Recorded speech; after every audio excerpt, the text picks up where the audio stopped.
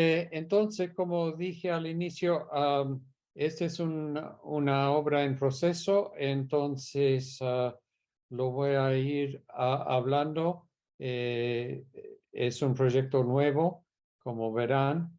Entonces, el título final es Libros encontrados en un basurero, el extraño caso del supremo dictador de Julio César Chávez y las etapas de investigación y escritura de Yo el Supremo de Augusto Robastos. Uh, próxima. Eh, Tal vez hayan leído en julio la noticia de que una colección de unos 170 libros se encontraron en bolsas de basura en la quema del basurero municipal en Chapadmalal, en la costa atlántica argentina, al sur de Mar del Plata. Y esta familia guardó esos libros, los comenzó a estudiar y eventualmente se pusieron en contacto con la embajada brasileña, la embajada paraguaya en Buenos Aires, y los libros se enviaron a Asunción, a la Fundación Augusto Rabastos, en julio de este año. Este es el artículo que salió en el periódico de Mar del Plata, y la próxima diapositiva es es el artículo que salió en Asunción. El itinerario de esa colección de libros, bueno, Roabastos se exilió del Paraguay en el 47, vivió ahí 30 años, después se exilió de nuevo a Francia, y parece que se llevó estos materiales consigo a Francia. En los años 90, estando vivo todavía en el poder Alfredo Stroessner en Asunción, les dijo a sus hijos, a los que habían nacido en Argentina, que quería instalarse en un departamento en Buenos Aires. Alquilaron algo, instalaron estos materiales que trajeron de Francia, y eventualmente ese departamento se perdió, no se pudo guardar. Entonces ahí hay un misterio de por lo menos 10 o 15 años, hasta que los libros se encuentran en Chapadmalal, en el basurero. Eh, Algunos de los artículos periodísticos dijeron que en el 21, otros hace como 3 años, pero en todo caso la familia se puso a estudiar los libros y vieron dedicatorias a Proabastos, no sabían quién era, comenzaron a estudiar y eventualmente se dieron cuenta que había libros también marcados por él, y se comunicaron con la embajada paraguaya y los libros se enviaron en bolsa diplomática a Asunción en julio de este año. Próxima diapositiva. A ver. Eh, estuve en Asunción del 26 al 28 de julio de este año, y el último día pude ir a la Fundación Augusto Robastos en el Centro Cultural Cabildo, donde habían puesto en exposición una selección de los materiales recuperados. Y aquí se ve algo de la vitrina próxima. Y me abrieron el vidrio, ahí estoy, y en la próxima se ve también la hija de Roabastos, Mirta. Es gracioso porque Mirta después dio una entrevista a un periódico paraguayo, donde dijo que yo era un crítico argentino, un crítico literario argentino, porque no soy. Pero también agradeció el hecho de yo haber mirado con mucha atención esos libros, los seleccionados para esa vitrina, que es apenas una pequeña parte de los libros recuperados que no he visto todavía. Saqué unas 700 fotos de 2 de esos libros. Próxima. Eh, Un libro interesante es uno sobre escritura de guiones de cine. Roa Bastos en esos años, fines de los 60 y principios de los 70, daba clases de escritura de guión en la Universidad Nacional de La Plata, en la misma universidad donde se está celebrando este congreso. Aquí se ve un libro que habrá usado en esa clase y algunos apuntes de él para esa clase y ah, fragmentos que había cortado como marcadores de algo que habrá sido un guión de cine. Próxima.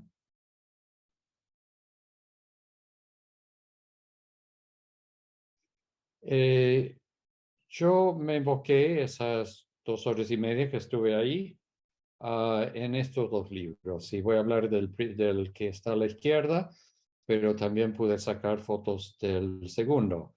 El segundo, no he estudiado todavía mis fotos, pero sospecho que también va a haber mucho material para hablar del proceso genético de George Supremo. Como pueden ver, hay muchas cosas insertadas en esos dos libros y de eso voy a hablar hacia el final. Próxima. Eh, por una de esas extrañas casualidades, hace 32 años publiqué un artículo en inglés sobre el uso que hizo Roa Bastos de el supremo dictador de Julio César Chávez en la revista Chasqui, y ese artículo se tradujo al español. Creo que lo tradujo Ricardo Vázquez, aquí presente. Y se incluyó en el libro Leído Primero, Escrito Después, el libro mío de ensayos sobre Roa Bastos, Pili y Saer, y en general sobre la cuestión de la relación entre ficción y historiografía. Como ven, hay 5 otros artículos sobre Roa Bastos en ese libro y también ensayos finales sobre Roa Bastos y Pilia y Roa Bastos y Saer. Así que más o menos la mitad del libro tiene que ver con Roa Bastos. Próxima. Eh, para entender lo que voy a decir, es importante recordar la nota final del compilador, la última hoja de Yo el Supremo en la edición del siglo XXI que suelo usar, aunque mi ejemplar ya está completamente deshecho. Roa Bastos, o mejor dicho, el compilador, explica que consultó muchísimos volúmenes, libros, legajos, entrevistó, miró correspondencia. Está exagerando, como digo en el artículo del 90, pero en todo caso hubo un trabajo muy cuidadoso con las fuentes históricas. Y en el segundo párrafo dice algo muy importante. Ya habrá advertido al lector que al revés de los textos usuales, este ha sido leído primero y escrito después. En lugar de decir y escribir cosa nueva, no ha hecho más que copiar fielmente lo ya dicho y compuesto por otros. No hay, pues, en la compilación una sola página, una sola frase, una sola palabra, desde el título hasta esta nota final, que no haya sido escrita de esa manera. Y la nota final del compilador termina con un parafraseo de una cita de Robert Musil de los materiales de la novela inconclusa Un hombre sin cualidades, sobre la idea de que la historia que se cuenta en el libro que debió ser narrada no ha sido narrada. Yo el Supremo es sobre esa dificultad. Ok, próxima. Este es el ejemplar descubierto en Chapadmalal. Es la primera edición del libro de Chávez. Hay muchas ediciones posteriores y es de 1942. Ahí en el prefacio se comienza a ver algunas marcas de Roa Bastos de una de sus muchísimas lecturas de este libro. Próxima. También dentro del libro hay muchas cosas insertadas y una serie de cosas importantes son hojas de calendarios de oficina del año 71 y 72. Roa Bastos siempre dijo que estuvo trabajando en esa novela unos 10 años, pero lo que sugiere estas hojas de calendario es que lo grueso del trabajo se hace en el 71-72 y la novela se publica en el 74. Próxima.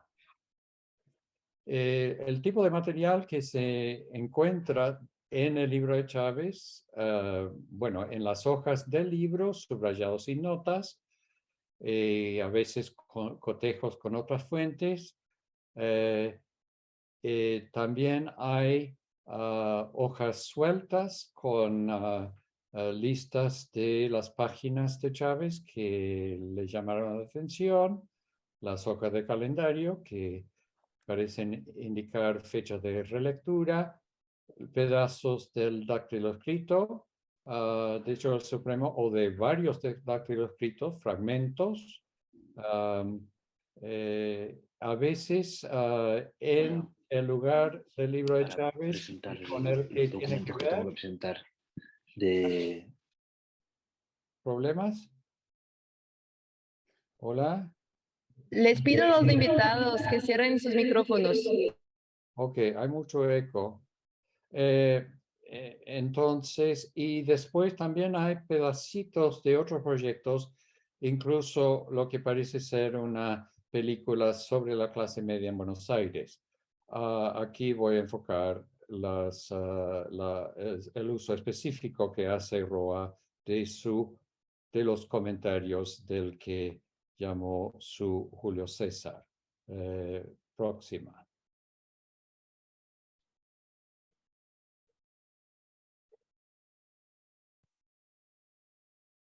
Okay. Aquí hay apunte de lectura de Roa del libro con las páginas de esa edición del libro de Chávez y pueden también ver que es una lista de temas. Muchos de estos temas aparecen en la novela del 74.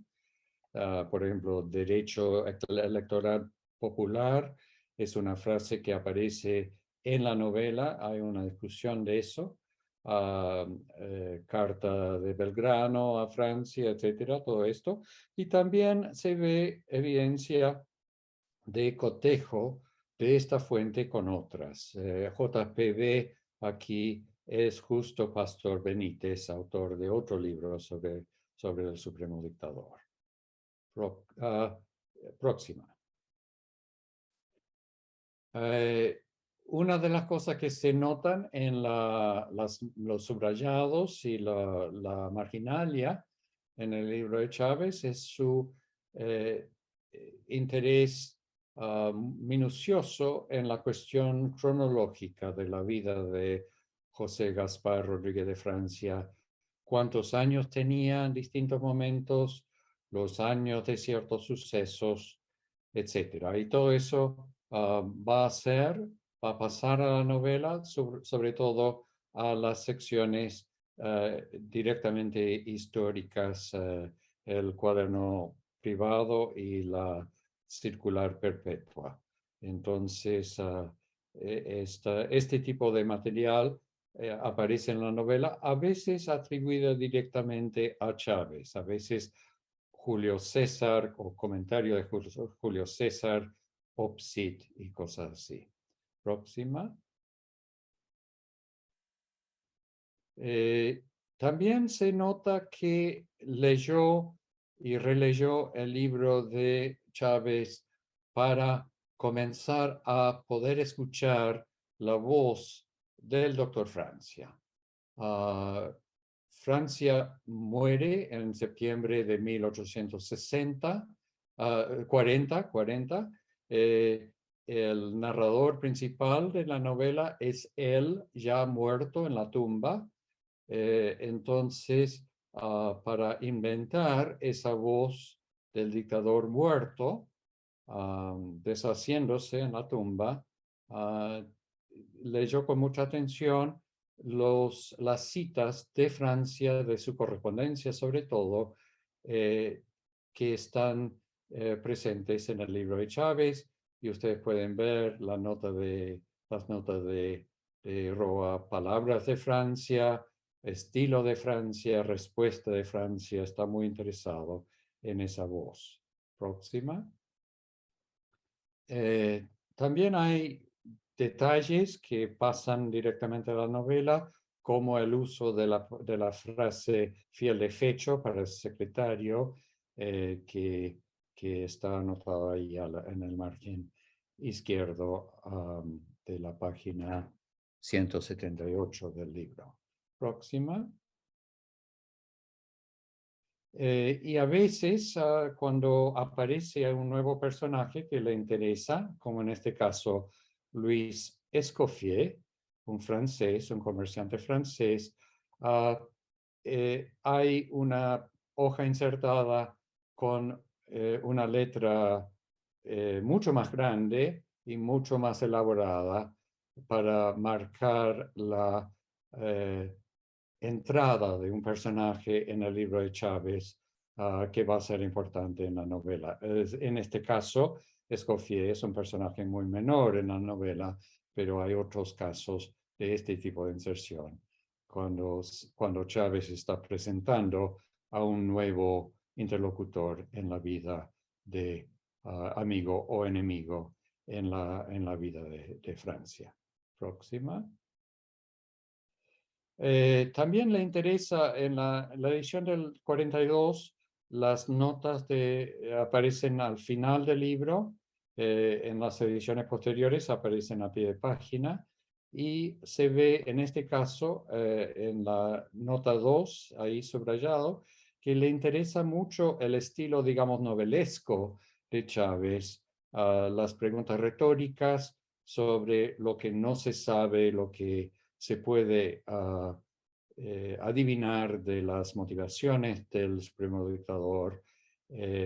Y como comenté en el artículo del año 90, el libro de Chávez le importa porque ya tiene cierto aspecto novelesco. Próxima.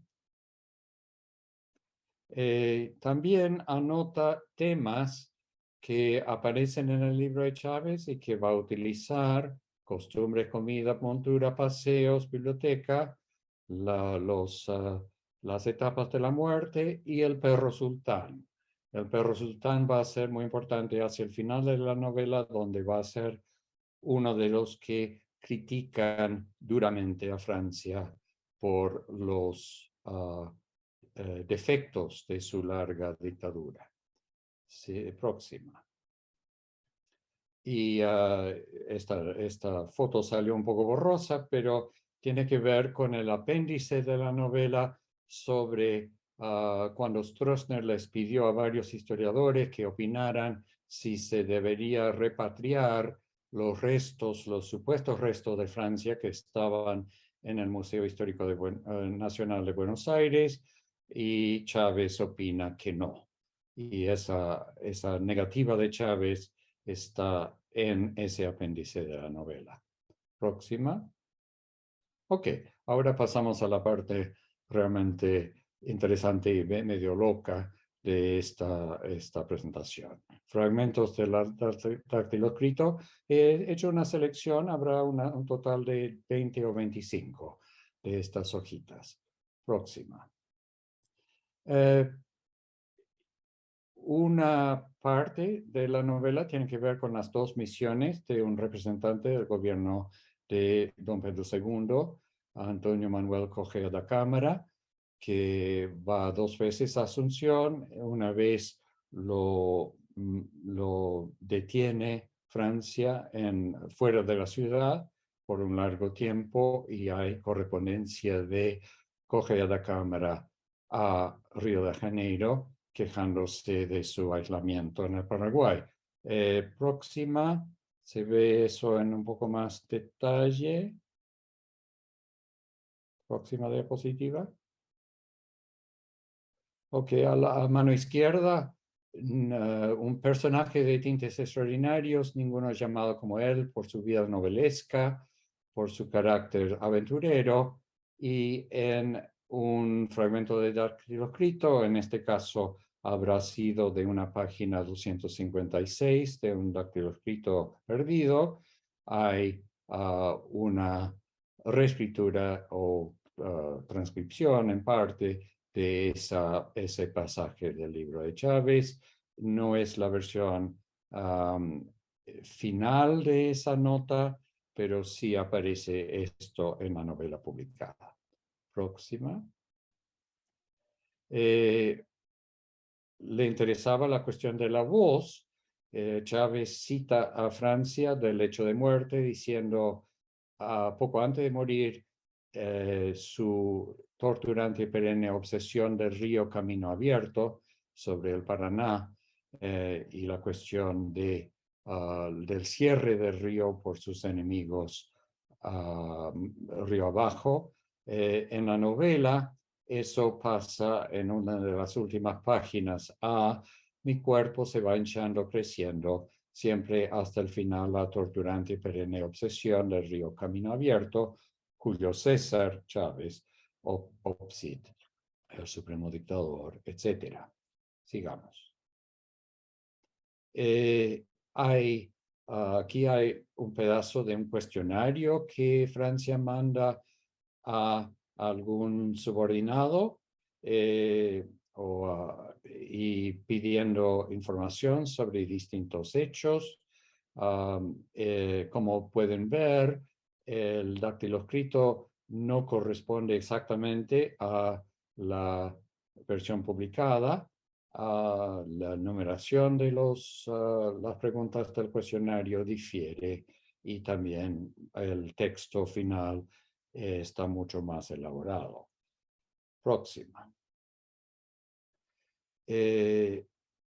Aquí una página 99 del dactiloscrito perdido, donde hay una sección donde Francia está tocando un cráneo viejo y reflexionando sobre los fantasmas y los muertos, incluso los muertos ejecutados por él. Y como pueden ver, lo que está en ese dactiloscrito pasa con muchos cambios a la novela final. Próxima. Y en este caso se ve de forma más radical el proceso de escritura inicial y de reescritura por parte de Roa de lo que ha venido sacando de sus lecturas históricas. Lo que vimos ahora, cada uno de ustedes debe ir preparando un informe, lo que tiene que ver con el cuestionario. En la novela final pasa a ser una rendición de cuentas de toda su actuación, rendición de cuentas que será estudiada por el Supremo Dictador. Sus informes, que suelen ser bastante deformes, esta vez han de ser conformes a los formularios que se les hará llegar hasta el próximo chasque. Es decir, que hay un proceso de, digamos, barroquización de la escritura de la novela, sobre todo con respecto a la voz del dictador muerto, que ocurre entre estos fragmentos de un dactiloscrito inicial al segundo dactiloscrito que sobrevive, creo que una sola hoja que voy a mostrar en un momento. Próxima. Aquí también hay partes que tienen que ver con los temas de la novela, pero que no son para nada texto que pase a la novela. En este caso es interesante la frase "mi reino por un fusil", que es una parodia de la frase de Shakespeare de Ricardo III, "mi reino por un caballo". Hay muchas otras citas de Shakespeare en la novela, pero no esta en la novela final. La cuestión de los comerciantes brasileños y el contrabando de armas y la complicidad de algunos paraguayos en ese contrabando de armas sí están en la novela, pero no este pedacito. Próxima. Aquí también hay una cuestión que es interesante en el estilo de la voz inventada del doctor Francia. Ya en esta parte del dactiloscrito se ve que ya está inventando esa voz con juego de palabras, palabras inventadas, cierto barroquismo de estilo en mi alternativo chantajador y proponedor, etcétera, que pasa a la descripción del asilo que Francia le concede al prócer uruguayo Artigas, que pasa sus últimos años en una propiedad en las afueras de Asunción. Próxima.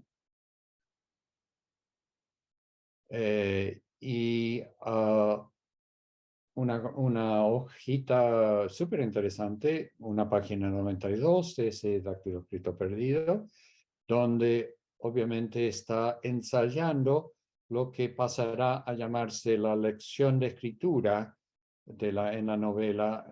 Los críticos tomaron esa frase del Tristropique de Claude Lévi-Strauss, donde hay una reflexión sobre la escritura, el interés de un grupo indígena en el Brasil en la escritura.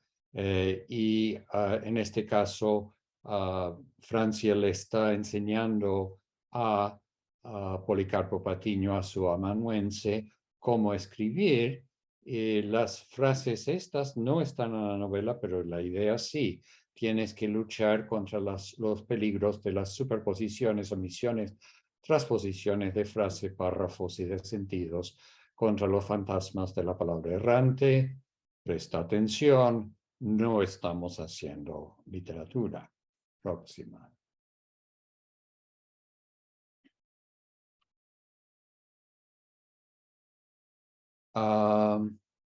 Ok, y este otro pedacito de una página 74 tendrá que ver con lo que dice el perro sultán y un anónimo en un folio quemado en las últimas hojas de la novela, cuando ya se está muriendo o ya está muerto Francia.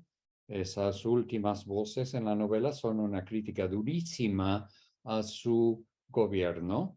Eso aparece en la novela publicada en las páginas 400 y tantas. Pero se ve que en algún borrador inicial esa crítica al doctor Francia aparecía hacia el principio de la novela, no al final. Próxima. Esto también tiene que ver con ese asunto, una crítica de la idea del poder absoluto, y tampoco aparece como en estas palabras en la novela final, aunque sí hay muchas cosas de esos fragmentos de documentos quemados, al margen, letra desconocida, tachada, apenas legible, que son las voces de los críticos anónimos del doctor Francia, que van apareciendo fragmentariamente en la novela. Esto de nuevo habrá aparecido hacia el final, hacia el principio de ese primer borrador, pero este tipo de cosa aparece en la novela publicada hacia el final. Próxima. Hay dos hojas enteras que tienen que ver con una conspiración o la cuestión del contrabando de armas, etcétera, de Petrona Zavala, llamada La Estrella del Norte, con un indio, José Tomás Isasi. Esta hoja tiene que ver con una descripción fuerte de Patrona Zavala, que es una figura que obsesiona a Francia en la novela, aquí vinculada al mito del Minotauro en Creta y con descripciones muy sensuales. Y en la próxima hoja también una referencia de nuevo a ella, como si fuera un personaje de Jacine. Y sí hay una referencia en la novela a Jacine, pero no estas dos hojas, que son las únicas hojas que yo vi enteras, que no se habían cortado en pedacitos, que sobreviven y no están en la novela final. Próxima. Otra cosa por el estilo, una reflexión sobre el ser, donde se cita a Sócrates, Platón y Newton, y de nuevo hay referencias a todos ellos en la novela, pero no este pedacito. Próxima. Entre las notas finales del libro hay esta cosa que tampoco aparece en la novela, pero que es muy sugerente. Todo lo pierde es el no cumplirse con las obligaciones de cuidar las cosas, que tendrá que ver con esa crítica a Francia por parte de sus críticos anónimos. Y en este pedacito habrá aparecido al principio, en la página 7 de algún dártilo escrito perdido. Próxima. Aquí se ve también entre las notas finales del libro de Chávez un pasaje que sí pasa en la novela, pero lo que marqué en negritas se ve que reescribió para convertirla en una escritura un poco más barroca, con lo del centauro y lo de, en vez de organización, organización colectiva, para mantener la idea de una creación colectiva que es el ideal al que aspira el dictador perpetuo. Próxima. Y bueno, mi último ejemplo de este tipo de cosa es una hoja en un papel cebolla, medio grisáceo azulino, que es exactamente lo que aparece en la novela publicada, es decir, que habrá habido una versión mecanografiada en ese papel cebolla y pueden ver los huecos a la izquierda que indican que estaban organizadas dentro de algún cuaderno escolar. Esta es una versión final, pero no vi nada más que tuviera que ver con esa versión final. Milagros Esquerro, que trabajó muchos años con Roa en Toulouse, siempre me ha dicho que no sobrevivió ningún borrador de Yo el Supremo, y esta evidencia sugiere que por lo menos han sobrevivido algunos fragmentos suficientes para entender un poco el proceso. Próxima. Y lo final, bueno, ya que este es un congreso brasileño, próxima.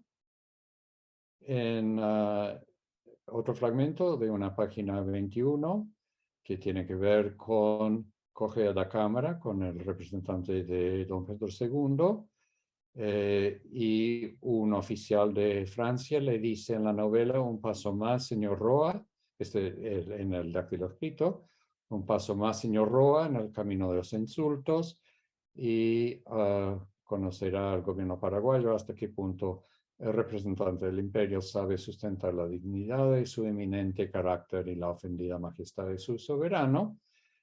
Próxima. En la novela final, esto aparece arriba, un paso más, señor Roa, escrito a la brasileña, y hay una nota que dice: el compilador desea aclarar que el lapsus y la mención no le corresponden. El informe confidencial de Correa menciona textualmente este apellido, según puede consultarse en el tomo 4 de Anais, página 60, nota del compilador. La fuente en Chávez dice eso y tiene la referencia a los Anais de Itamaraty, pero noten que dice un paso más señor Roa, pero si uno va a los Anais, dice más un paso señor Joas, y podemos sospechar que Roa llegó a esa fuente, por lo menos imaginó cómo sería en portugués el texto traducido por Chávez en su libro. Próxima y final. La estatua de Roa Bastos en la Plaza Uruguaya en Asunción.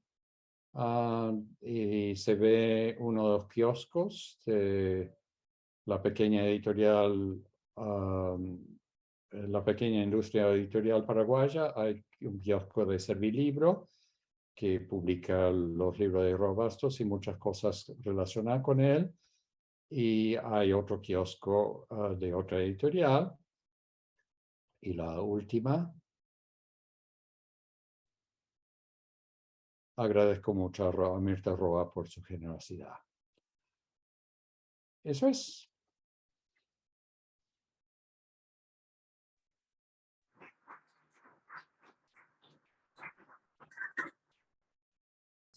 Obrigado. Próximo do atletismo. E terá repercussões tanto no cérebro do escritor quanto em sua maneira de escrever. Recordamos a palavra engraçada e profunda do prêmio Nobel de Literatura de 2019, o austríaco Peter Hand, que corresponde ao que pensam os geneticistas. Eu me tornei escritor. Não nasce um escritor, torna-se minha profissão. Na medida em que escreve, o cérebro muda, ou melhor dito, as áreas dos neurônios se adaptam, aumentando em tamanho e complexidade. O exemplo dos exercícios longos ilustra a influência de qualquer atividade humana do cérebro. Eu cito Stivoni, uma observação citada muitas vezes foi feita com taxistas longos. Para se prepararem para obter a licença, eles têm que andar pelas ruas de Londres. Uma ressonância magnética nuclear foi oferecida a eles no início do treinamento, depois de 3 meses de prática e, finalmente, alguns anos depois. O resultado foi claro. Após alguns meses de treinamento na resolução de problemas espaciais, a parte posterior do hipocampo, a base da memória, foi hipertrofiada.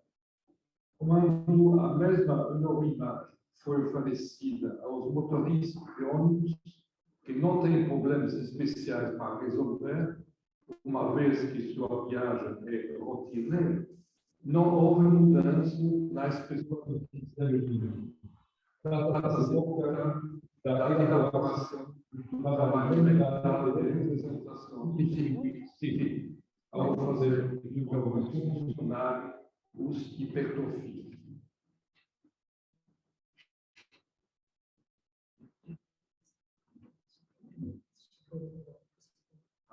Mas aqui não vai funcionar. A gente muda para você.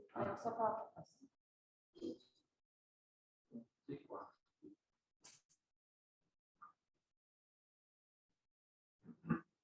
Mas o cérebro não se contenta em ser sensível a uma atividade específica. A cada mudança, ou para o escritor, a cada novo romance, ele recombina as áreas dos neurônios, como Stanislas Dehaene, professor do Collège de France, testemunha.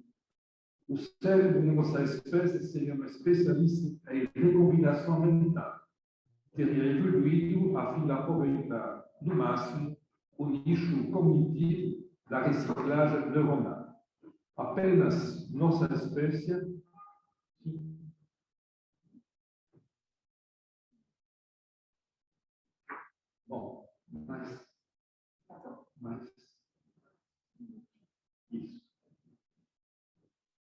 nosso córtex pré-frontal funciona como uma máquina de leitura humana, certamente lenta e imperfeita, mas cujas dimensões, acumuladas pela transmissão cultural ao longo dos milênios, ultrapassam 1000 vezes as habilidades que nossa espécie herdou de sua evolução biológica.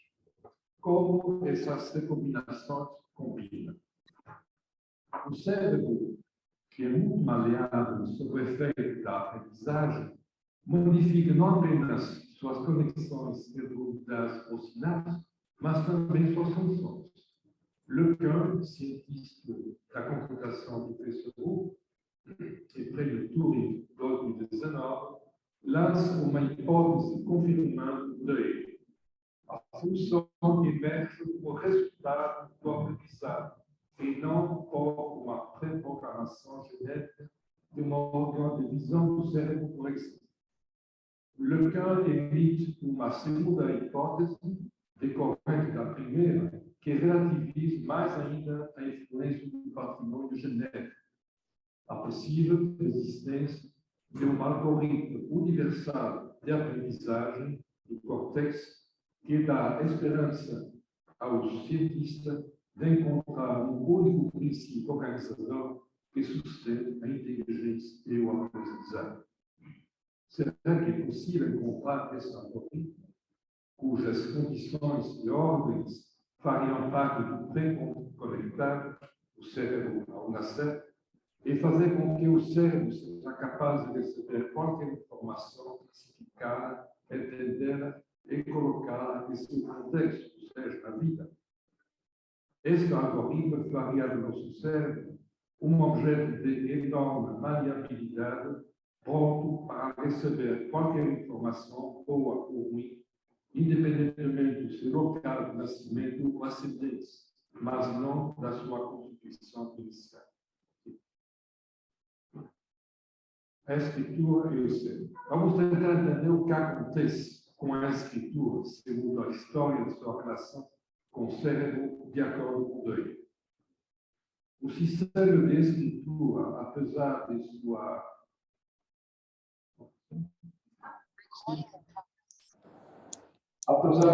aparente diversidade, adaptava-se ao cérebro, que longe de se definir é limitado na organização desses circuitos. Analisando o cérebro dos sujeitos que ele várias estruturas, são indivíduos.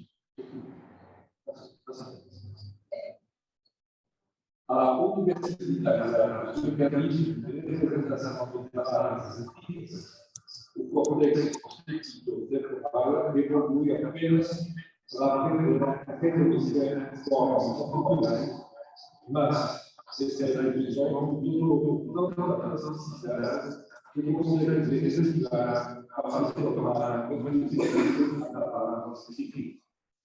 Ele está então não foi o nosso córtex que evoluiu para a leitura, não havia nem proteção suficiente por isso. Pelo contrário, são formas de sistemas de estruturas que evoluíram sob a restrição de cérebro fácil de reconhecer e de aprender o nosso cérebro de evitar. Essa tese complementa a de Lequin, o cérebro sempre limitado não pode construir qualquer coisa. Não se trata de criar modo de estrutura para a computação, mas de dar ao cérebro o mínimo de condições para reconhecer a estrutura e deve ser simplificada para se adaptar ao cérebro de todos, independentemente da cultura e da necessidade de estrutura.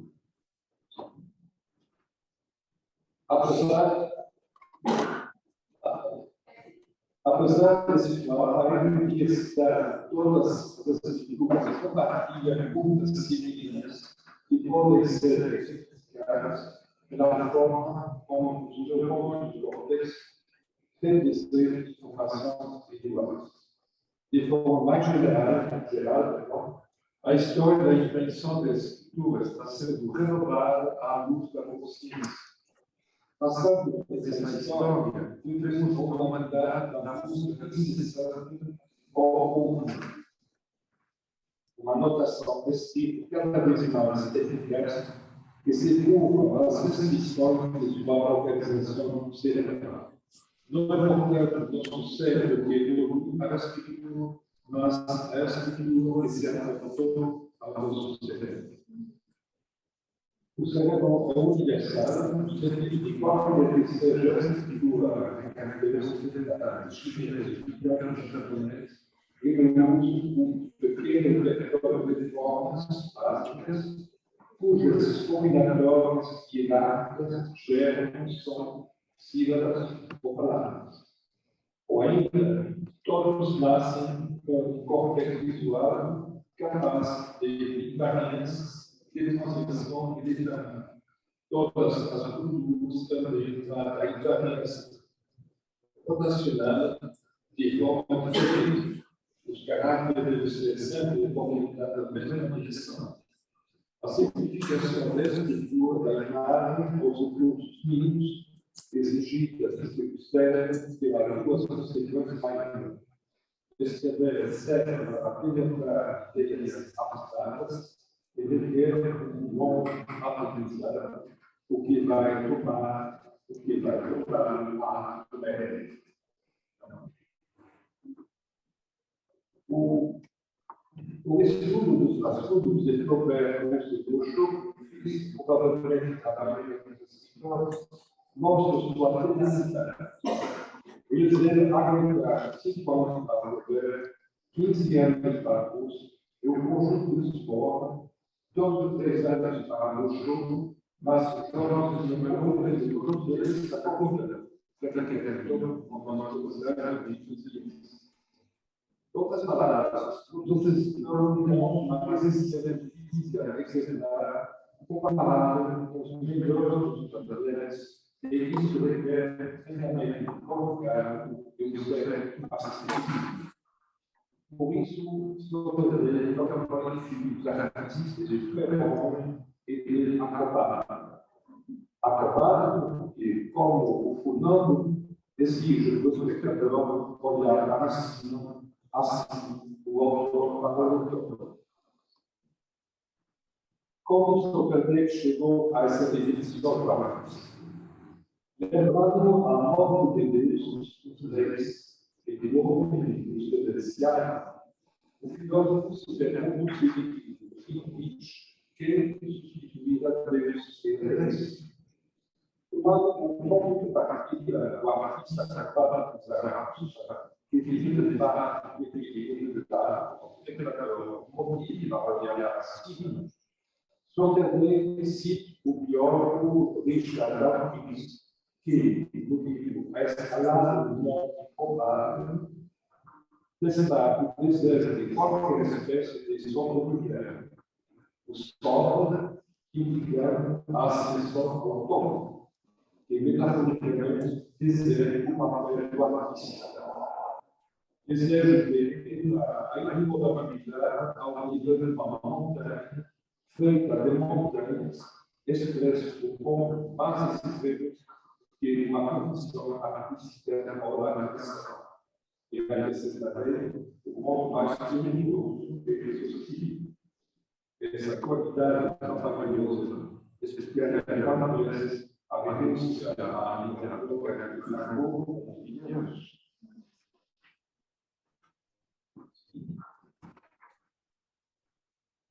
Retomando a biologia de bicho, Sócrates possível. Continuarão a haver períodos, mas eles não serão mais definitivamente autónomos. E apenas, na medida que a hierarquia teológica se explica, o político vai alcançar o mais rápido, mais justo. A criação nunca será definida, mas sempre será arrumada em meu momento, na conversação da roda que roda sua vida. Desejo que se aconteça, logo, a melhor classe, a desse significa que eles são certas de vencidas, a coisa inicialmente posta a coisa criar. contraportando a reprodução do mesmo com a repetição do presente, pelo contrário, dando origem a elevadores adicionais.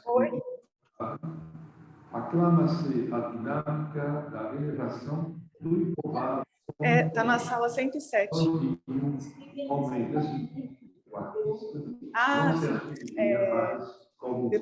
depois a organização te inscreve. Vai lá assistir. Nenhum escritor. Você é a Judite. Você é a Judite. O verdadeiro artista, pelo contrário, verá seu sucesso Sala 107. alcançado como um novo patamar a ser, como foi o fundo senegalês. Ele dirá a seu sucessor, então, adicione que você acima disso.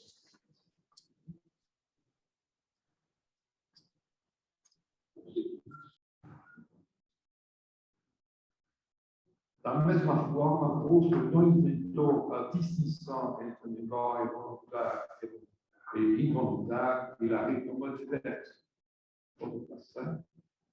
Por outro lado, seguindo a tese de Philippe Mort, defendida recentemente, Proust inspirou escritores brasileiros como Pedro Lara, Senhor dos Anjos e Jorge de Andrade, e quantos outros do mundo inteiro, que subiram em cima da montanha proustiana, divulgando erros da leitura, da pesquisa, da recherche, cada um à sua maneira.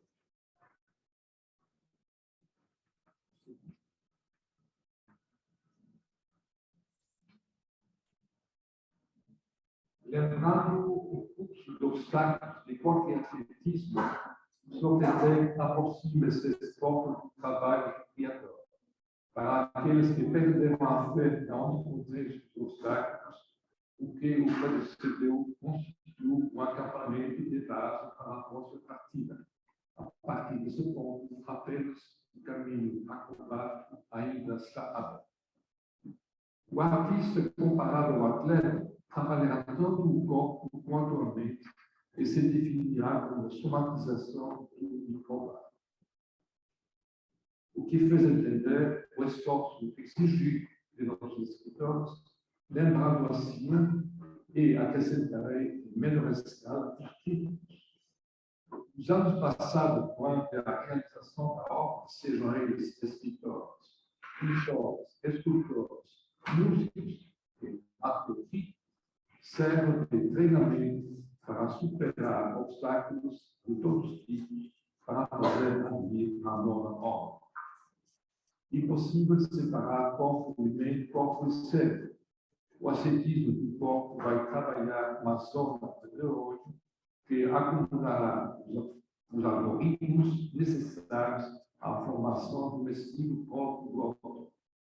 Aliado ao improvável será escrito no corpo, o novo estilo levará o escritor a superar todas as previsões, criando novas e a superar a si mesmo, o advérbio sóbrio, indicando ascensão ao topo que abre o acesso ao objeto mais alto, sem quebrar laços orgânicos, ou, em qualquer caso, você tem que levar seu corpo com você, como te diz o TV. Escavar pelo alto o complemento da liberação pelo inconsciente. Crítico da psicanálise para a qual, segundo Sloterdijk, o homem não é mais dono de suas decisões, o filósofo alemão defenda a supressão de cima, considerando que os recursos religiosos do homem excedem toda a esperança, como canta o coro antigo de Sócrates. O artista mina o existente de cima e se esconde no acordo da palavra acrobar, o que significa andar na ponta dos pés. O artista não destrói o que vê antes dele, mas enfraquece, relativizando o que é considerado uma norma para não seguir mais o rebanho e saltar mais alto. O trabalho dos artistas substitutos dos deuses dos reis será escavar de cima passa à lógica da escalada improvável do ponto de evolução, o que equivale a proclamar essa notícia boa e assustadora: estamos levantando montes e montanhas sempre mais altas e mais sagradas. Esse esforço nixoniano, desejado pelo filósofo alemão, se opõe à atitude exigida do escritor a quem apoia há muito tempo, que, ao contrário do acrobata de Zaratustra, se submete à escrita e à tradição. Enquanto eu enfatizo o primeiro movimento de submissão do artista necessário para superar sua singularidade consciente, Sloterdijk realça o segundo movimento, que é a vontade do artista. Os dois movimentos se complementam, não se opõem, mas são indispensáveis um ao outro. Ignorando esse primeiro movimento, o filósofo alemão parece não entender o pressuposto da psicanálise, que é reconhecer a força do inconsciente. Somos falados, como argumentou Lacan, mas para libertar os significantes presos das regras do passado e retomar a conduta de sua existência aliviada nesse peso.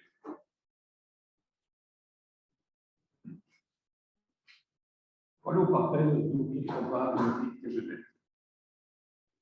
Enquanto o artista se prepara para explorar a montanha vertical do improvável, ele já preencheu muitos cadernos ou folhas sólidas que constituíam seus arquivos. Segundo os exemplos de Foucault e seus estudos antigos, o geneticista explora a montanha do improvável, outro nome para alguns tipos, ou esboços do autor estudado. Como um engenheiro de mineração, ele atravessa os antigos corredores para descrever a física dos arquivos, sabendo que o que parece uma única montanha é, na verdade, um conjunto de picos culminantes, sempre singular. Cada rasura é o primeiro passo para inventar um pico culminante. Não é uma definição fantástica da natureza que faz da caminhada ao topo uma aventura constante, cheia de incertezas. Sim. Voltamos à pergunta inicial: os manuscritos transformam os artistas e escritores. Lembrando do exemplo dos táxis mobiles, Cyrulnik deduziu que o cérebro tem uma capacidade de perceber o tipo de movimento mais acessível, ou que qualquer atividade repetida cria no cérebro uma zona especializada, justificando a tese de Sloterdijk que, vamos lembrar, falando dessa vez do jogador de atleta, não mais de artista, qualifica o arquivo de exercício. A analogia entre o jogador e o artista para aqui, mesmo que seja verdade que os atletas só mudaram suas vidas se tomaram conhecimento das leis dos jogos que participam, artistas e autores terão que confiar na dimensão inconsciente de suas ações, o que os impedirá de conhecer plenamente os mecanismos de sua escritura. Duas perguntas sobre uma, a relação entre a consciência dos mecanismos da arte e a transformação do sujeito que os estuda é óbvia para os artistas, como deveria ser para os atletas. E segunda pergunta, a conscientização dos mecanismos utilizados é possível? E, respondendo à segunda pergunta, sim.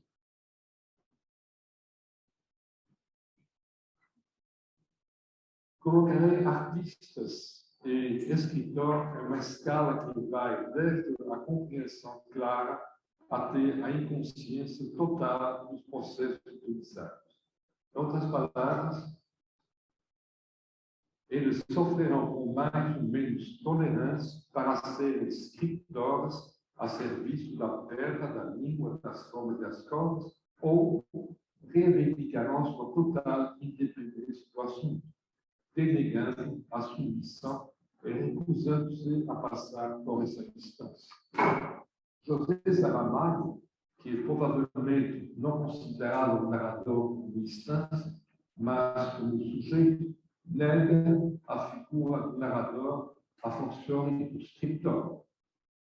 Ele diz que a figura do narrador não existe, apenas o autor exerce uma verdadeira função narrativa norma de ficção. Simenon, que nunca teve muito tempo para pensar e escrever, se o Maigret, escrito em 15 dias, sabia, no entanto, que ele trabalhava com os pontos de vista e avós.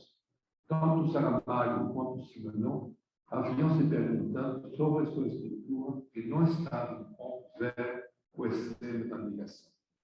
Na outra ponta da escala, sim,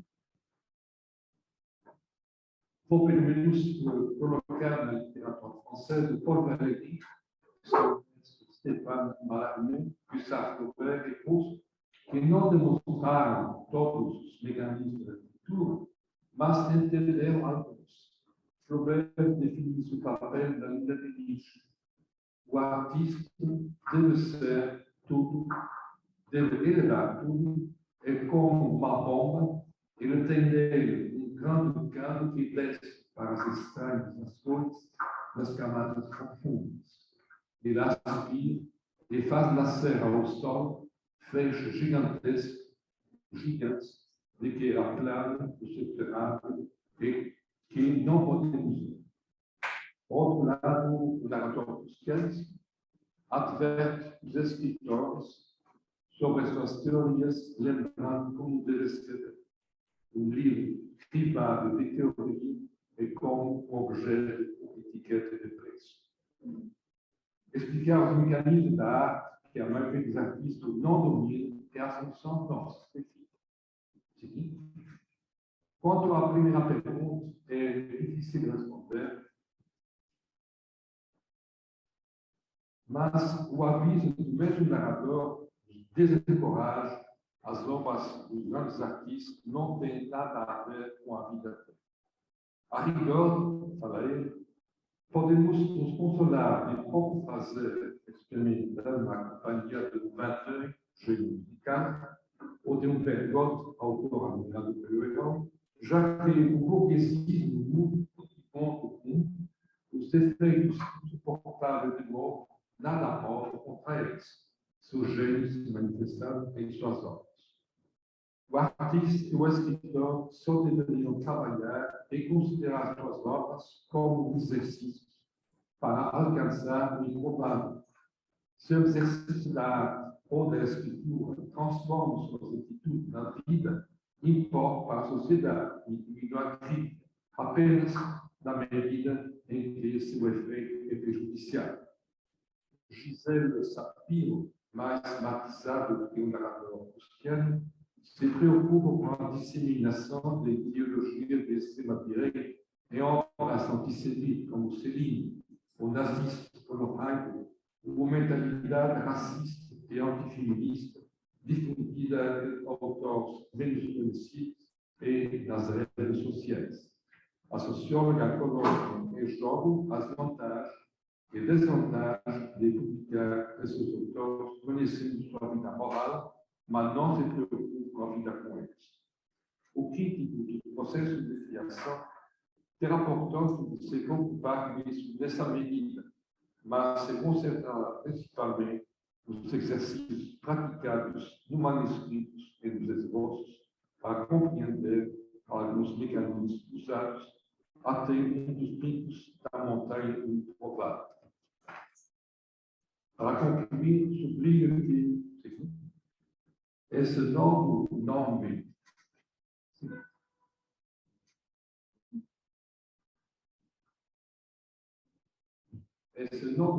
o atleta, escritor, artista, se enquadrará na cúpula dos Jogos Olímpicos criados em 1996 por Pierre de Coubertin, competições criadas para se tornar a forma mais global de organização do comportamento humano, do esforço e do exercício, que já foi observado fora dos universos do trabalho e da guerra. O atleta escritor se esforçará para conquistar a medalha mais alta, mais distante e mais rápido, escalando a montanha improvável que ele oferecerá a seus leitores, garantindo-lhes não somente uma proteção adicional contra as suas angústias e opções freudianas, mas algo que os aprimora em sua condição humana e causa uma aceleração de sua autoconsciência.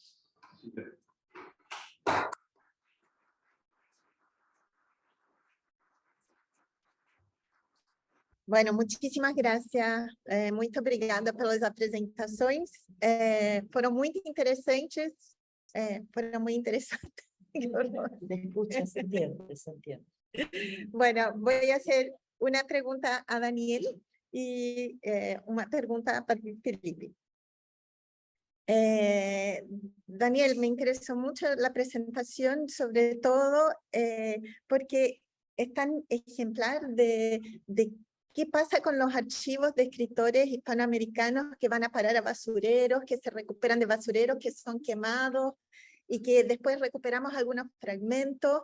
Y yo creo que eso es, claro, es una pobreza, es un gran problema de trabajar con los escritores hispanoamericanos o latinoamericanos, incluimos a Brasil, porque esto también ocurre en Brasil.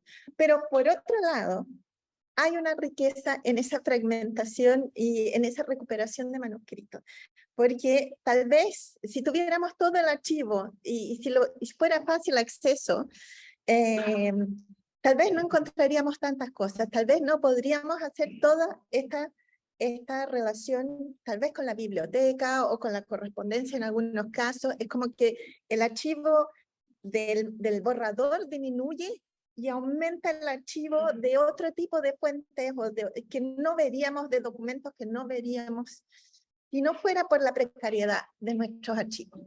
Entonces, la pregunta que hago es exactamente esa. ¿Crees que viste más, principalmente en esta relación con la biblioteca, exactamente por la precariedad de este archivo o no? ¿Eso te llevó a otros lugares inesperados?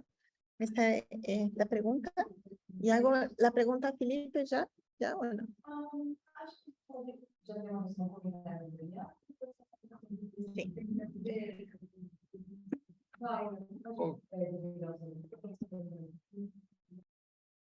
Ok, ¿contesto yo?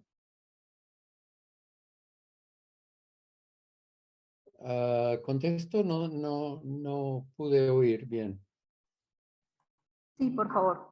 Ok, sí, yo creo que el reto de trabajar con un archivo muy fragmentado tiene cierto encanto, ¿no? Experimenté lo mismo en mis muchos años de tratar de construir un archivo digital de Borges, que es un archivo disperso. En este caso, a mí me gustaría ver los otros 167 libros y ver qué hay allá adentro. Pero sí, el hecho de solo poder acceder a marginalia, subrayados y algunos pequeños fragmentos de dactiloscritos tiene su encanto. El problema es que, bueno, un poco lo que estaba diciendo Philippe también, el dogma de la crítica genética, tanto en los manuales iniciales o Biasi o Hereda Loes, se habla de dossiers genéticos completos. Y muy pocas veces tenemos dossiers genéticos completos. Entonces, siempre estamos trabajando con fragmentos de algo y el reto es tratar de imaginar el todo que habrá existido en algún momento, pero claramente hay etapas anteriores, mentales, como decía Philippe, como estaba trabajando Philippe en el córtex, etcétera. Eso es totalmente irrecuperable años después. Y aún si tenemos como el archivo de Puig que ha trabajado mucho Graciela, aún si tenemos muchísimo material, siempre faltan cosas, siempre se imaginan las cosas faltantes o ausentes. Y de cierto modo, nuestro trabajo como críticos es precisamente tratar de vislumbrar procesos de los que tenemos algunos testigos, witnesses, como se dice en la crítica textual en lengua inglesa. Tenemos algunos testigos, pero nunca la totalidad. Ahora, este caso es muy radical porque queda poquísimo de lo que habrá sido el archivo de esa enorme novela o de esa compleja novela. Entonces, a mí me interesó mucho tratar de trabajar en las últimas semanas a base de unas fotos que saqué en un par de horas en Asunción a fines de julio, y no tengo mucha idea cómo es el resto. Espero volver y pasar un mes en un año sabático el año que viene. Espero que Mirta Roa me abra de nuevo las puertas y que pueda estudiar más a fondo el material, pero obviamente una de las cosas que es interesante es presentar los inicios de un work in progress, ¿no? De los inicios de un proceso. Y es apenas eso lo que he podido hacer hoy. Felipe, agradeço muitíssimo você trazer sempre ideias para arejar, digamos, o nosso córtex cerebral, para nos colocar desafios. ¿Quieren que traduzcamos o siguen? Está bien, se comprende. Dije que le agradezco por refrescar nuestro córtex cerebral. Ya.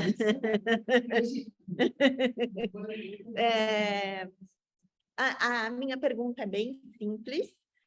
Simplesmente o que você acha que é o topo para o artista?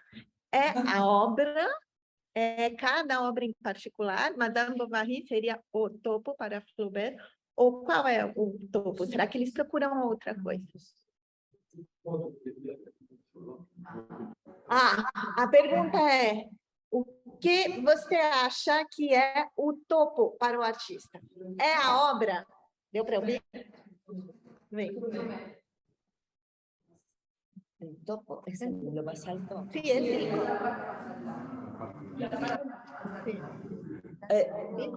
Perdón, yo tengo una pregunta que puede ser complementaria, porque topo en español al que cava y hace.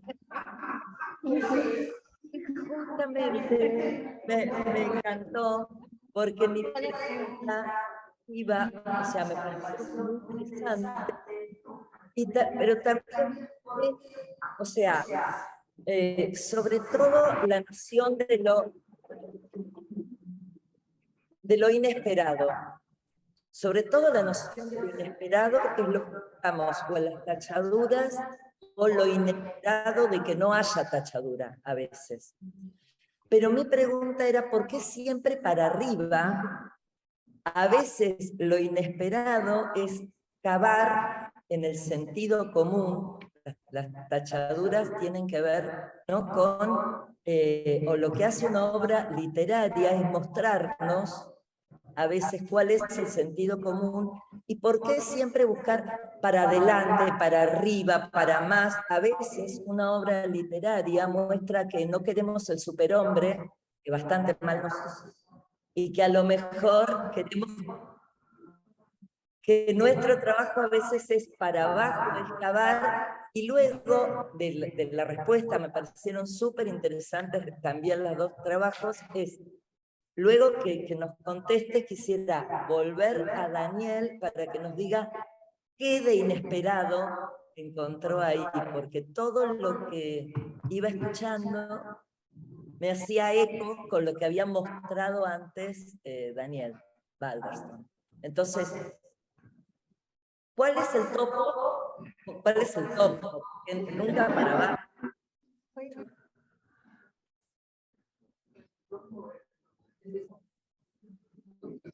Es homenaje al profesor Puñón. Y además en español tenemos cima con C, lo más alto, y cima con S, lo más profundo. Entonces hay ahí también. Temos que diferenciar o autor e o crítico. Yeah. A função do escritor, do autor, do artista é sempre subir. É sempre ir acima, tentar superar realmente o que ele já fez. Não vai repetir. Ele vai duvidar. Como ele duvida que fizeram antes dele, ele vai duvidar das obras deles também, para fazer melhor, para tentar achar uma coisa diferente.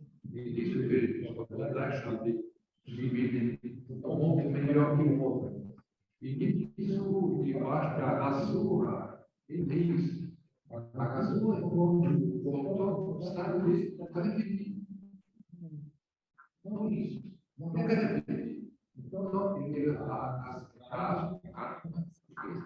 rasga mesmo e fica aberto à inspiração, aberto à tradição, aberto a tudo que quando ele descobre assim mil possibilidades diferentes de continuar escrito, de continuar inovando.